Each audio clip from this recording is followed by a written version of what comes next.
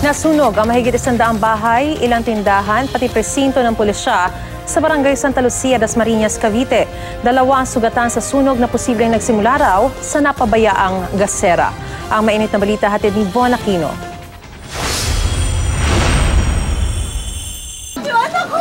Andito lang yung anak ko, nailabas yun. Huwag kang mag-alala.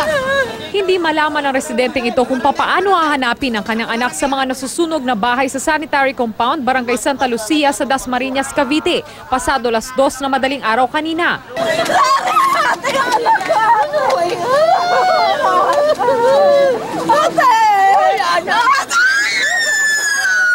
Sa taya ng BFP, aabot sa mahigit 100 bahay ang tinupok ng sunog na posible raw nagsimula dahil sa napabayaang gasera. Alisli doon sa gasira po yung origin po ng fire, yung cause of fire. Pero under investigation pa po kung bakit sa gasera. Ang may-ari ng bahay na pinagsimulan umano ng apoy, aminadong naiwan niya ang nakasinding gasera sa loob ng bahay. Bumili lang daw siya ng maiinom sa labas pero pagbalik daw niya, napaupo ako sandali sa labas. Wala pang 2 minuto po. May sumigaw na pagtakbo ko sa bahay, wala na yung bahay. Patawarin niyo ako dahil hindi ko sinasadya yan. Aksidente lang. Nakalabas naman po na, tapos pagbalik ko wala na. Hindi ko po alam paano mag-umpisa.